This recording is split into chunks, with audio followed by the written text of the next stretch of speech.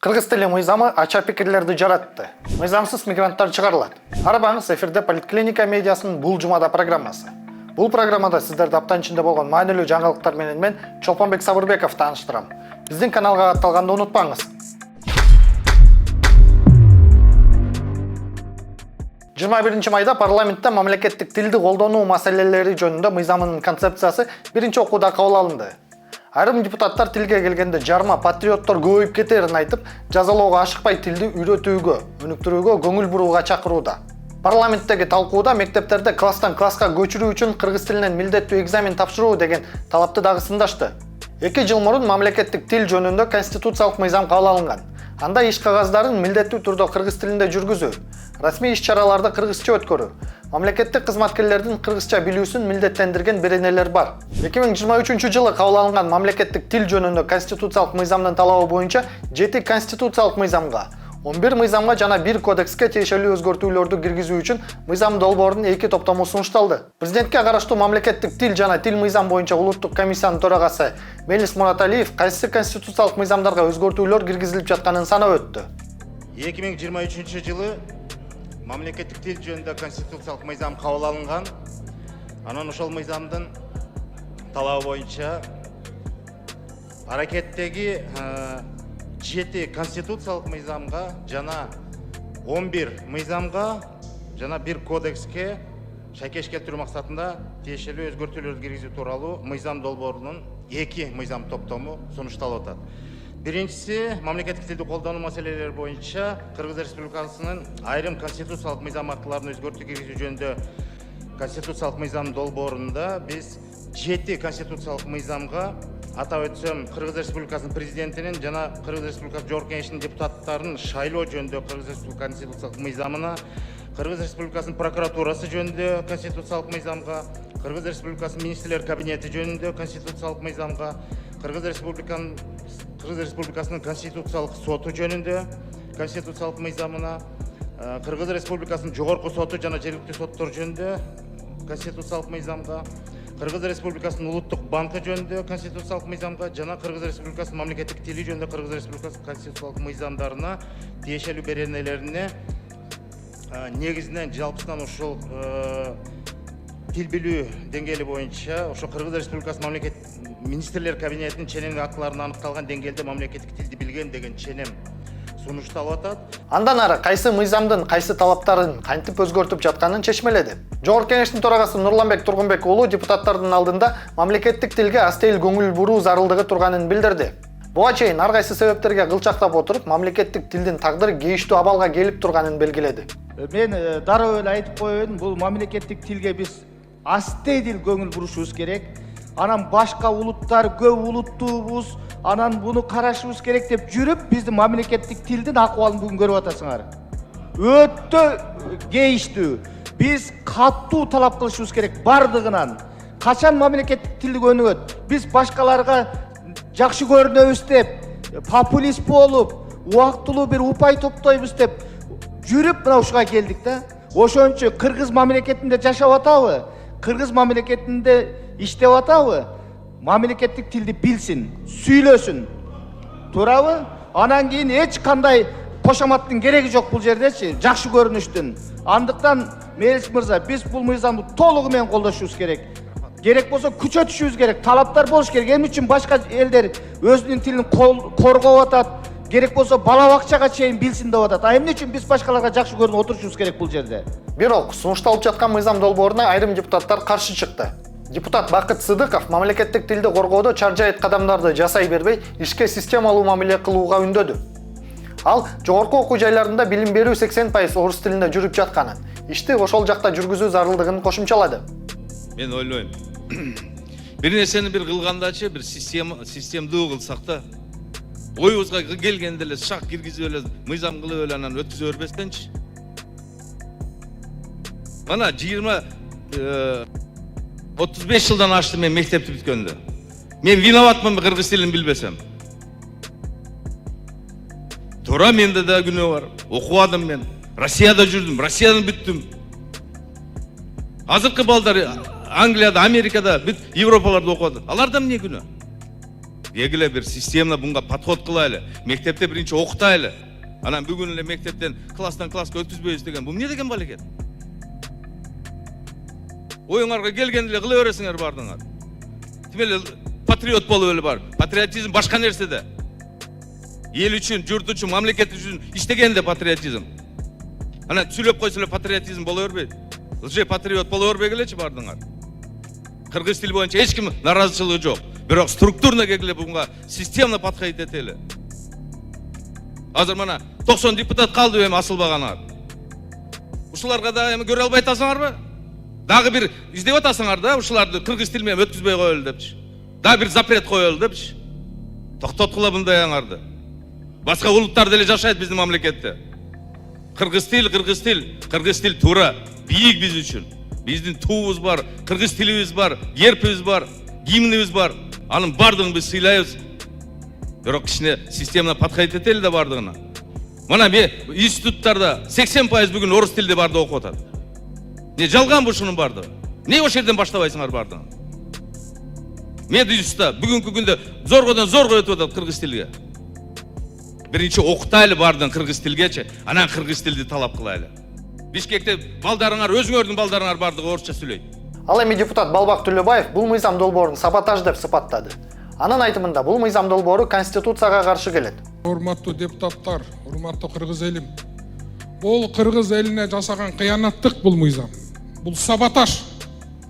Бул президентке кылган саботаж. Өкмөт ушул мыйзамды кантип алып келдиңер? Ушул азыр коом сонун өнүгүп, коомдо бири-бирине болгондай ишеним, ынтымак, бийликке болгон ишеним күчөп оңдолуп келатканда бул саботаж мыйзамды эмне алып келесиңер, Алмазбек Акунжанович? Бул кандай кыргыз тилин билбеген класстан класска көчпөйт деген эртең элде бунт чыгат. Элде көтөрүлүш чыгат. Сонун мыйзамды өлтүрдүңөр да саясатташтырыпчы. Сонун мыйзамды. Эртең орус улутундагы депутат кантип келет? Немис улутунда өзбегі мейли, казагы мейли, түркмени мейли, түрк тилде элбиз. А орустар, немистер, башка улуттагылар кантип депутат болот? Алар эл эмеспи? Конституцияда жазылып турат. Кыргызстан жашаган элдери гана ошол өзөгүн түзөт мамлекеттүүлүктүн деп. Кыргыз эл бизде, башкасы эл эмеспи? Алмазбек Акунжанович. Гүлла Кожокулуна туура айтып атат. Бул баш мыйзамга кайсы биринчи? Муну кантип өткөрдүңөр баш мыйзамга каршы мыйзамды? Бул деген бул мыйзам элге болгон саботаж. Мамлекеттүүлүккө коркунуч бул мыйзам. Эртең ошолор отуруп береби, баласы көчпөй калса? Отуруп береби? Эртең о немис депутат, орус депутат болуп калса, башкалар эмне дейт? Кантип болот бул? Кыргыз эле кыргызда депутат болуш керек да, дуңганы, орусу, башкасы болбош керекпи? Ошон үчүн бул мыйзамды артка кайтарыш керек. Анан бул мыйзамды жазгандын баарын жазалаш керек. Ким айтса ушул мыйзамдарды, статьяларды. Мамлекеттик тилди өнүктүрүү боюнча сунушталып жаткан мыйзам долбоорун колдогон депутаттарда бир топ. Депутат Жанар Акаев башка тилдерди чектөө каралбагандан кийин сунушталып жаткан мыйзам долбоорун колдоо зарыл экенин баса белгиледи. Ал айрым өлкөлөрдө мамлекеттик тилди билмейинче бала бакчага же мектепке албай жатканын мисал катары айтып өттү. Бул мыйзам долбоорунда кайсы бир тилге болгон чектөө жок. Кайсы бир тилди ал тилде колдонбойлу чектөө жок. Бул жерде кыргыз тилин, эне тилин, мамлекеттик тилди колдойлу деген мыйзам долбоору. Көчөдө, базарда, коомдук турмушта кайсы бир тилде сүйлөбөгүлө деген чектөө жок да бул мыйзам. Мезгиз Казакбаевич, туурабы? Бирок ошол эле убакта өзүбүздүн тилибизди колдойлу деген сөз болуп атат. Бул жерде кээ бир кесиптештер кадимкидей чагымчылдык сөздөр айтылып кетти бул жерден. Биринчи кезекте штраф, Элнуржагыч, штраф. Ал жерде жанагы көрнөк жарнактар боюнча, ал жерде депутаттыкка талапкерлер тилди билбесе андай айып бул салуу деген жок ал нормада. Бул көрнөк жарнактар боюнча мыйзамда турат ал. Айып бул төлөө деген. Экинчиден эми урматтуу депутаттар, бүт дүйнө чакан мамлекеттердин бардыгы өзүнүн эгемендүүлүгү үчүн, улуттук иденттүүлүк, бүт өзүнүн эгемендүүлүгү үчүн күрөшүп атат, тили үчүн. Ушундай учурда биз дагы эле 100 жылдап кулчулук аң сезимден кетпей, башкаларга жүгүнүп, кулдук уруп, мына ошолорго жагынып калсак экен деген саясатыбызды токтотпойлубу? Туура 100 жыл мурун ошо өзүбүздүн тилибиз болсун, эгемендүү өлкөбүз болсун деп Касым Тыныстанов, Жусуп Абдрахмановдор атылып кеткен бардығы. Мына тарихта қалды ошол адамдар. Нақта саяси элита ошолор. Кыргыз тили үчүн Касым Тыныстаевтай күрөшкөн киши барбы? Эми ушул кыргыз тилди колдоп коелу деген мыйзамга кантип каршы чыгабыз биз? Биз биринчи кезекте өзүбүздүн Кыргызстандын элине жакынышыбыз керек. Кайсы бир өлкөгө эмес. Эне тилин билбеген элин сүйүп жарытпайт деп таамай айтып койгон илгери ата бабаларыбыз. Кантип өзүбүздүн тил мыйзамына эгерде иштебесе өзгөртөбүз. Эми колдоп беришибиз керек менин оюмча. Анан эми ушул жерде кантип ушу өзүбүздүн мына Борис Силаев деген дал ушул жерде отурган билесиңер. Кыргызча түз чоруй турган адамдар бар. Өзүбүздүн кесиптешибиз отурат Карим Ханжаза деген. Кыргызча суудай сүйлөйт мына. Ошолорду үлгү кылышыбыз керек биз. Анан кантип эми ушул ал жерде кыргыз тилинде сен Чыңгыз Айтматов менен тиги Төлөгөн Касымбековдей чыгарма жаз депутат болуш үчүн деген сөз эмес ал. Сен кыргызча бил, сен шайлоочуларың менен байланыш болуш керек деп атат ал. Анан эми ошондой учурда колдош керек да. Башка өлкөлөрдө ой депутат болмок турсун, бала бакчага албай атат, көрдүңөр. Канча баланы азыр албай атат бизде. Тилди билбеген үчүн канча баланы бала бакчага албай атат, мектепке албай атат. Я биз жогорку кеңешке алалы десе, өлүп талып анча-мынча бир жагынуу саясатын жүргүзүп атабыз. Биринчи өзүбүздүн элге жагышыбыз керек, башка өлкөлөргө эмес. Мамлекеттик тил комиссиясынын төрагасы Мелис Мураталиев депутаттар азыр айтып жаткан сын пикирлер 2023 жылы эле мамлекеттик тил жөнүндө конституциялык мыйзамда камтылып калганын айтты. Азыр башка мыйзамдарды ошого шайкеш келтирүү боюнча техникалык процедуралар жүрүп жатканын белгиледи. Жыйынтыгында мыйзам долбоору биринчи окууда 63 добуш менен кабыл алынды. Жогорку кеңештин 21 майдагы жыйынында Руслан Мукамбетовду Кыргызстандын коргоо министринин кызмат ордуна дайындоо макулдук берүү маселеси каралды. Анын талапкерлиги боюнча маалыматты президенттин жана министрлер кабинетинин парламенттеги туруктуу өкүлү Алмазбек Абытов берди. Бул маселенин кароонун алдында депутат Медер Алиев армияда Кыргызстанда жашаган бардык улуттар кызмат өтөшү керек деген пикирин билдирди. Аскердик түзүмдөрдү, күчтү бардыгын уйткузуп болгон жарандар түзөт. Кыргызстанда сиздер билгендей 80ден ашык улуттун өкүлдөрү жашайт. Бардыгы ынтымакта, биримдикте, бир түндүктүн астында. Бирок аскердик кызмат өтөөгө келгенде 90%-нан ашыгы жалаң гана кыргызы, улуту кыргыз болгон инсандар өтөт экен. Мен элбет элем бардыгыбыз Кыргызстанда жашагандан кийин, Кыргызстанда туулгандан кийин, киндик каныбыз Кыргызстанда тамгандан кийин бардыгыбыз милдеттүүбүз. Мекенибизди коргогонго милдеттүү түрдө мөөнөтүнө жараша аскердик кызмат өтөөгө. Себеп мекенибиз, мамлекетибиз эгемендүү Кыргызстан бир. Бул деген сөз, урматтуу агайын туугандар, улутчулдук маселени көтөрүү эмес, болгону теңдик, укуктарыбыз менен кошо жоопкерчилигибизди дагы билейли деген. Уважаемые коллеги, мне бы нисколько не хотелось придерживаться той позиции, которая является исключительно неправильной. Я всегда придерживаюсь мнения, что не должно быть никакого деления ни по расовому, ни по религиозному, ни по этническому характеру. Все люди равны, созданы Богом и обладают одинаковыми правами и обязанностями.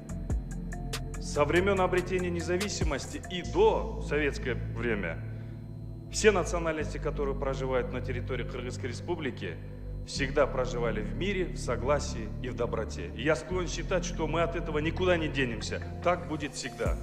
Но именно в таких вопросах, когда нужно отдать долг защите Родине, я склонен считать, что помимо прав у нас также должны быть обязанности. Руслан Мукамбетовдун кандидатурасын карап жатып, көпчүлүк депутаттар талапкерлигин колдой турганын билдиришти. Ал эми депутат Надира Нарматова бул маселеге кенен токтолуп, мектептерде аскерге чейинки даярдоо сабактарын киргизүү керек экендигин айтып, кыздарды армияга барбаган жигиттерге турмушка чыкпоого чакырды. Керек болсо, ачык эле айтышыбыз керек. Армияга барбаган жигиттерге кыздар турмушка чыкпай эле коюш керек. Ал деген армияда кызмат кылбаса, элини коргонго жараса, ошон үчүн үй бүлөгө жоопкерчилик жок болуп, ажырашкандар көбөйүп атат. Тирүү жетим балдардын саны көбөйүп атат. Эркек балдарыбыздын мүнөзү жумшак болуп, эрке талтаң болуп, анан жоопкерчиликти сезбестен үй бүлө институту талкаланганы ушунан болуп атат. Эркектерибиз өзүнүн үй бүлөлүк кожоюнчулугун сезиш керек. Ал үчүн армияда сөзсүз түрдө кызмат кылып, анан ошол тарбияны берсек. Бул пикирди спикер Нурланбек Тургунбек уулу колдоп, жигиттер армияга барыш керек деген пикирин айтты. Урматтуу депутаттар, туура Надира Азимовна, сиз абдан туура айттыңыз. Ырайкандын бир ыры бар. Армияга барбаса, окуп билим албаса, ал бала жөн эле илинип турган калбаса деген. Анысыңардай сөзсүз жигиттер армияга барыш керек. Анан армияда өзүнүн эрежеси, тартиби бар, катуу тартип болуш керек. Анча какукус болот, какыс кукус. Анан ошонун баарына ызылдай берген болбойт. Албетте эми чектен ашып кеткен учурларда аны атайын комиссия текшерип тийиштүү жазаларын берет. Бирок армия катуу болуш керек. Армияда тартип болбосо, анча какус кукус болбосо, анда ал жөн эле бир эс ала турган же окуй турган жай эмес. Ал жерде кызмат өтөгөндө мындай жигиттер ошон менен бышат. Анан болбосо эле коомчулук кээде ызылдап чыга калганда туура эмес. Эми аша чабып кеткен учурларды албетте көз жаздында калтырбай жазалайбыз. Жыйынтыгында Руслан Мукамбетов министр болуп дайындалды. Чечимди 67 депутаттын 66-сы колдоду. 54 жаштагы Мукамбетов буга чейин куралдуу күчтөрдүн башкы штабынын жетекчиси болуп турган. Ал куралдуу күчтөрдүн түштүк батыш ыкчам командачылыгынын командири да болгон.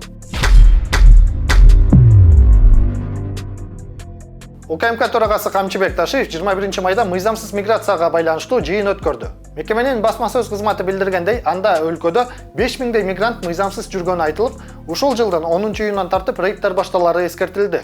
Жыйында мыйзамсыз миграцияны тыюу максатында тиешелүү мекеме органдарга бир катар тапшырмалар берилди. Анда 10-июнга чейин Кыргызстанда мыйзамсыз жүргөн мигранттарды чыгаруу, бул убакыт аралыгында тиешелүү маалыматтарды таратуу, 10-июндан тартып укук коргоо органдары мыйзамсыз мигранттарды аныктоо үчүн текшерүүлөрдү баштоо сыяктуу чаралар бар.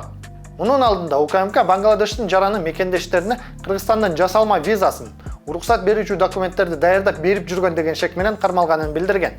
Ага чейин Бишкек шаарында мыйзамсыз миграцияны уюштурган деген шек менен чет өлкөлүк 2 жаран кармалганы белгилүү болгон. Тергеп иликтөөнүн жүрүшүндө алар Борбордогу курулуш объекттердин бирине 46 чет өлкөлүктү ишке мыйзамсыз орноштурганы аныкталганы жарыяланган. Кыргызстанда соңку жылдары Индиядан, Пакистандан, Бангладештен келген эмгек мигранттары көбөйдү. Алардын көпчүлүгү курулуш, тейлөө жана тигүү цехтеринде эмгектенет.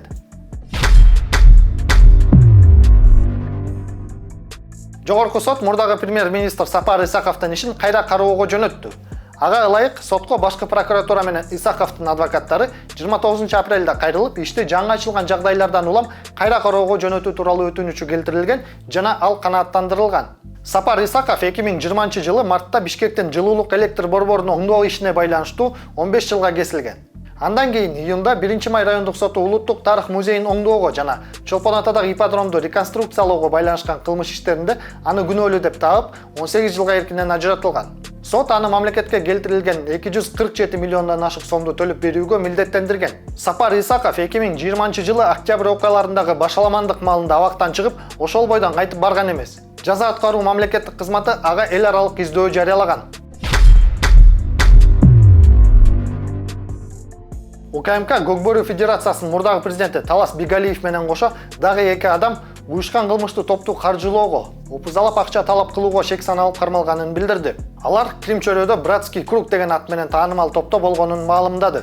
Жогорку сот Талас Бигалиев менен кошо 2 адам Бишкектеги Октябрь райондук соттун чечими менен 12-июлга чейин абакта калтырылганын билдирди. Айрым басылмалар Бигалиев менен кошо Асейин Төрөгелдиев жана Чыңгыз Талайбек уулу кармалганын жазышты. Талас Бигалиев Көкбөрү Федерациясынын президенти болуп 2022-23 жылдары иштеген. Ага чейин улуттук курама тобунун жетекчиси болгон. Ал ички иштер органдарында ар кандай кызматтарда, анын ичинде уюшма кылмыш топторуна каршы күрөш бөлүмүнүн жетекчилик кызматтарында иштеп, пенсияга чыккан. Манас эл аралык аба майданынын ФРУ деген 3 тамгадан турган ИАТА коду 9 августтан тартып BSZ деп жазыла баштайт. Бул тууралуу Жарандык авиация агенттиги кабарлады. Аталган агенттик Манас аэропорту менен биргеликте жаңы кодго өтүүгө байланыштуу тиешелүү даярдык чараларын көрүп жатканын билдирди. Бул чечим эл аралык аба транспорт ассоциациясынын коддорду өзгөртүү тартибин жөнгө салуучу 763-резолюциясынын жоболоруна ылайык 9 майда кабыл алынды жана 90 күнүк мөөнөттөн кийин күчүнө кирет. Коддун алмашуусу авиация тармагындагы бардык катышуучулардан техникалык жана уюштуруучулук даярдыктарды талап кылат. Жарандык авиация агенттиги жана Манас эл аралык аэропорту менен биргеликте жаңы BSZ кодун колдонууга өтүүгө керектүү иштерди жүргүзүп жатат. 3 тамгалуу уникалдуу идентификатор аба транспорты эл аралык ассоциациясы дүйнөнүн аэропортторуна ыйгарган код. Аны авиакомпаниялар, билет сатуу жана брондоо менен алектенген агенттиктер жана башка кызыктар тараптар маалымат алмашууда колдонушат. Код адатта аэропорт жайгашкан шаардын аталышына шайкеш берилет. Бишкектин Октябрь райондук соту 21 майда эркин журналист Канышай Мамыркулованы тергөө абагында мөөнөтүн 4 июнга чейин узартты. Процесс маалында айыптоо актысы окулду жана анда Мамыркулованын Facebook баракчасындагы билдирүүлөрү камтылганы белгилүү болду. Журналист коюлган айыптардын баарын четке кагарын айтып, күнөөлүү эместигин дагы бир жолу кайталады. Эркин журналистке кылмыш ишин Бишкек шаардык ички иштер башкармалыгы козгоп, сотко ашырган. Шаардык милициянын кызматкерлери Мамыркулованы 20 мартта кармап кеткен. Ага Facebook'тагы баракчасына жазган билдирүүлөрүнөн улам кылмыш жаза кодексинин массалык башаламандыктар жана рассалык, этностук, улуттук, диний же региондор аралык кастыкты козутуу беренелери менен айып коюлган. Россиянын тергөө комитетинин башчысы Александр Бастрыкин мигранттар арасында жарандык калган, бирок аскердик каттоого турбаган адамдарды кармоо иштеринин алкагында 80 000 киши аныкталганын билдирди. Алардын ичинен 20 000-и Украинадагы согуштун алдыңкы сабына жөнөтүлгөн. Бул тууралуу Бастрыкин 20 майда Санкт-Петербургда өткөн юридикалык форумда билдирди. Военное следственное управление полномочено мною проводить регулярные рейды по тем местам, где находятся мигранты, вместе с МВД, Росгвардией. С какой целью? Мы отлавливаем граждан Российской Федерации, которые получили гражданство иностранцев, но не встали на воинский учет, хотя обязаны это сделать. Мы отловили уже 80 000 вот таких граждан России, которые не то что на передовую, они в военкомат не хотят сходить, потому что вот как этот герой, их могут же послать на передовую, но этот-то пошел ради гражданства, а те нет. Значит, 80 000 мы отловили, поставили на воинский учет, и уже 20 000 молодых граждан России, которым почему-то не нравится жить в Узбекистане, Таджикистане, Кыргызстане, находятся на передовой. Анын айтымында бул адамдар мурда Өзбекстан, Тажикстан, Кыргызстан сыяктуу өлкөлөрдүн жарандары болуп, кийин Орусиянын жарандыгын алган жаш адамдар. Бирок алар аскердик каттоого туруу милдетин аткарышкан эмес. Бастрыкиндин билдирүүсүнө ылайык, тергөө комитети ИИМ жана Росгвардия менен бирге рейдтерди улантып жатат. Бул рейдтерде коомдук жайларда жүргөн мигранттар текшерилип, мыйзам бузган учурлар аныкталууда. Буга чейин 2024 жылдын июнь айында да Бастрыкин ушундай эле билдирүү жасап, 30 000ге жакын адам аныкталганын жана алардын айрымдары тылдык иштерге жөнөтүлгөнүн айткан. Биз сиздерди апта ичинде болгон маанилүү жаңылыктар менен тааныштырдык. Биздин каналга катталганды унутпаңыздар. Эми Поликлиника медиасынын ишмердүүлүгүн 2 жол менен колдосоңуз болот. Биринчиси Patreonго жазылуу. Ай сайын аз болсо да туруктуу сумма келип турса, биз жаңы темаларды издеп, ишти уланта беребиз. Ал үчүн жогорку QR код аркылуу өтүп, сизге ыңгайлуу болгон тарифти тандап алсаңыз болот. Patreon'ун шилтемеси видеонун астында да болот. Экинчиси, астыңкы QR кодду сизге ыңгайлуу болгон мобилдик капчык аркылуу сканерлеп, поликлиникага каалаган сумманы которсоңуз болот. Эмки жумада амандашкыча сак саламат туруңуздар.